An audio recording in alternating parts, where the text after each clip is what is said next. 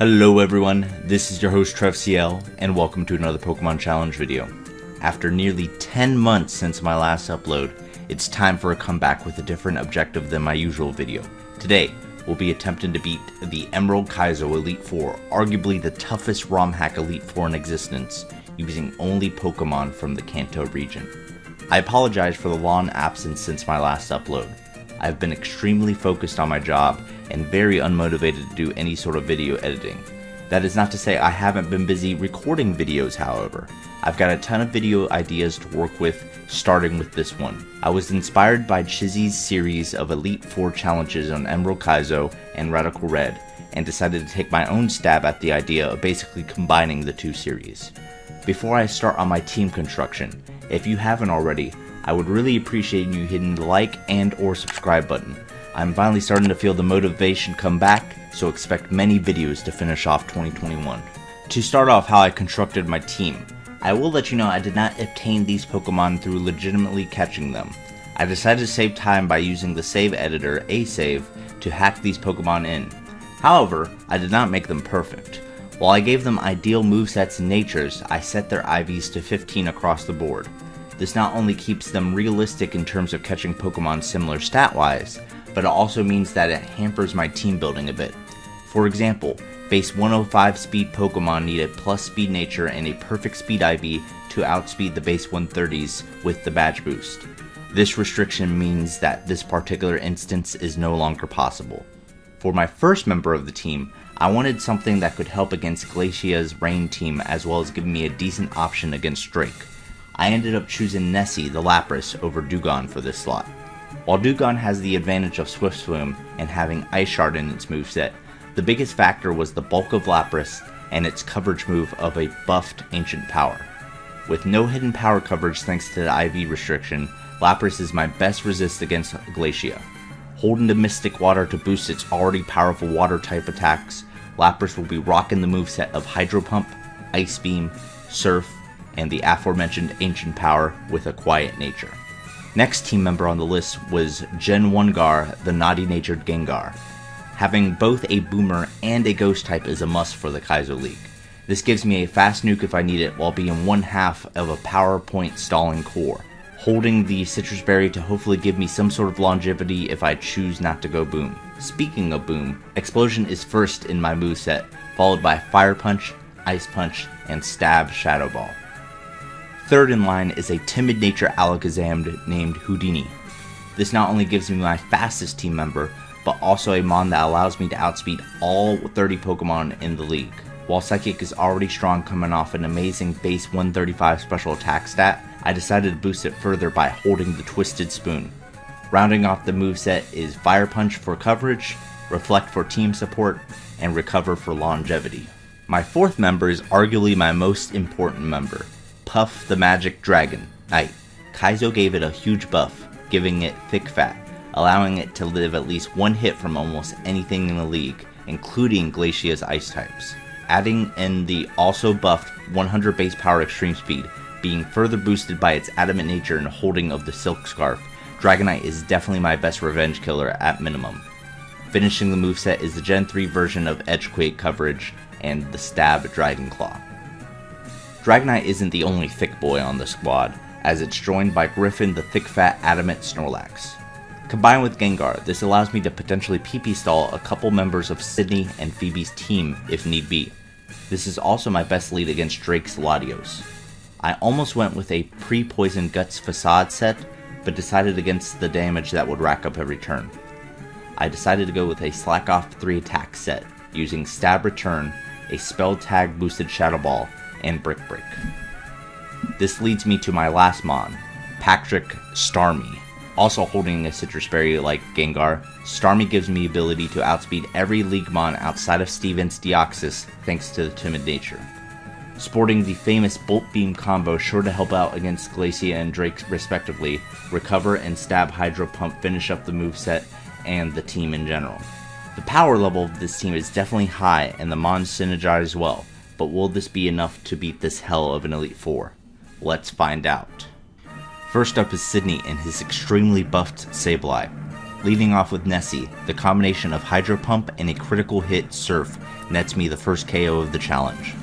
Against the incoming Thunderbolt from Jolteon, I go into my special sponge, Snorlax.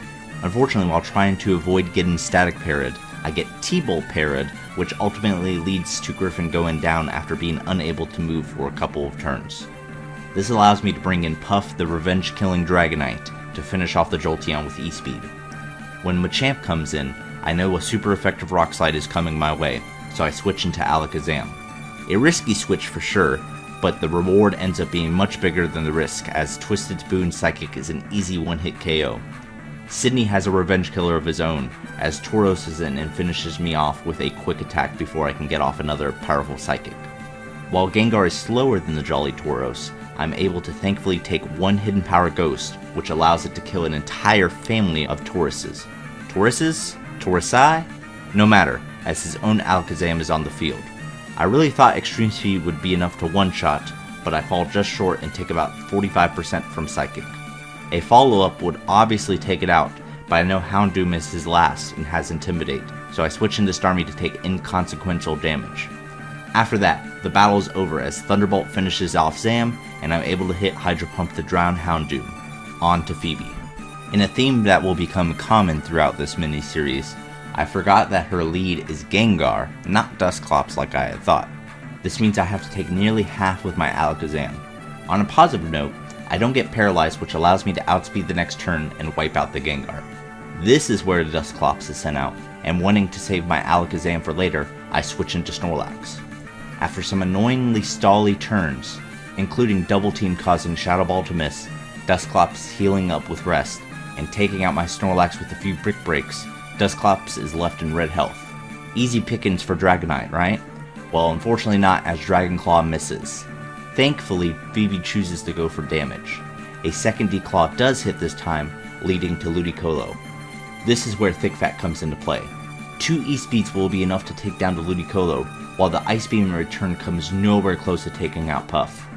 With the incoming Crobat, Alakazam could outspeed in one shot with a Psychic, but thanks to my misplay at the very beginning, I can't switch into Air Slash. I do have Lapras, which after being hit with 3 of said move, can respond back with 2 Ice Beams to take it out. Since Alakazam's usefulness is gone in this battle, I use it as a sack against Gardevoir to get Gengar in safely. I thought with the prior damage of my naughty nature, Shadow Ball would be enough, but it's not, and down goes my second Pokemon against this Gardevoir alone. With Starmie in, I meant to finish it off with either T-Bolt or Ice Beam, but I misclick and of course also miss, leading to massive damage from its own T-Bolt. After making sure I click the right move this time, Sableye is Phoebe's last. I'm not done missing Hydro Pumps however, as even when I intentionally click it this time, I still miss and down goes Patrick. This ultimately cost me the battle as I don't have enough power to take down her Sableye. I play things a lot differently on the second attempt, and by that I mean I play smarter. When I get to Sableye at this time, Starmie actually hits Hydro Pump, allowing a combination of Surf and 2 Hydro Pumps from Nessie to lead me to victory. As is tradition at this point, I missed Hydro Pump against Glacia's lead Glalie. I'm honestly shocked I even hit my first one against Sydney's Houndoom.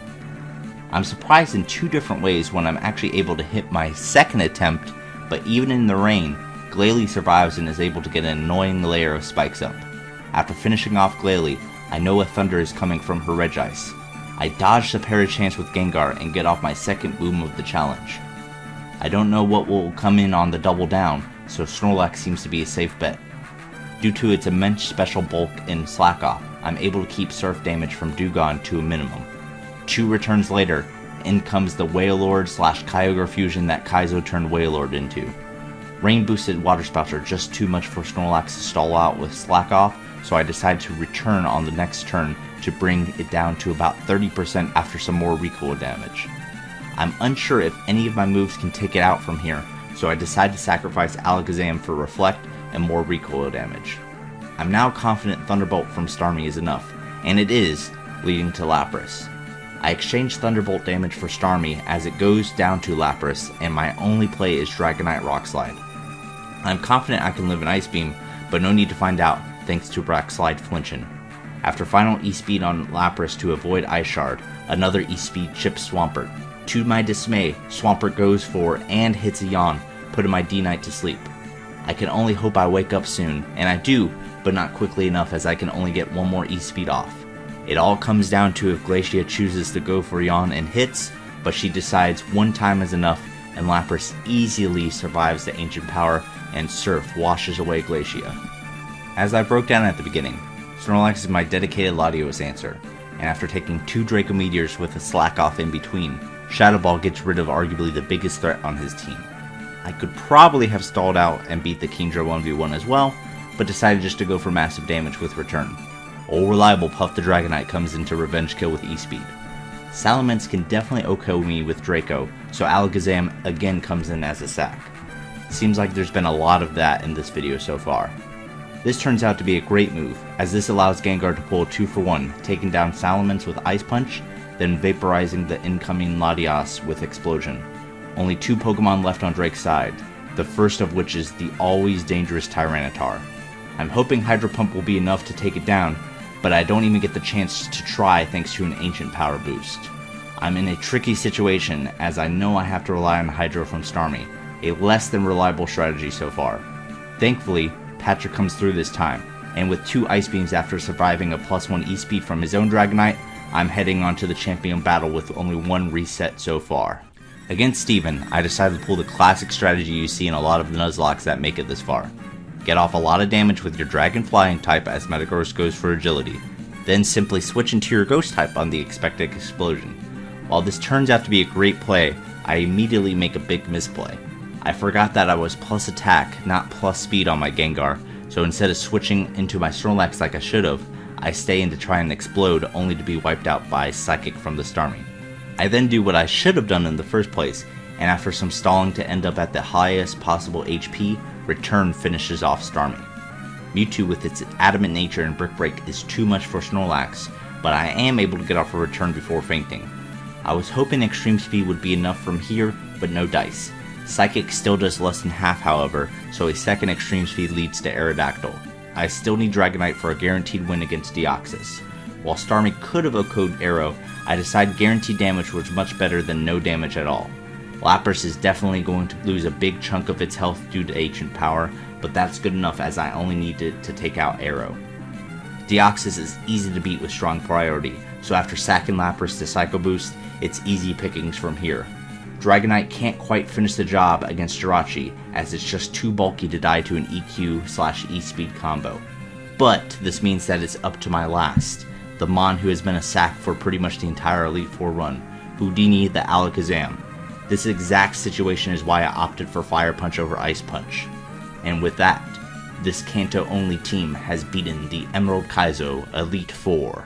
Thanks again to all of you who have made it this far. The support my last video, and my channel in general, received over the past 9 months was amazing, and part of the reason I knew I had to make a comeback.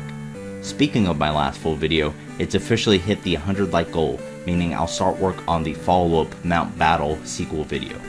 My goal will be to get it up on the 1-year anniversary of the first video, December 28th I believe.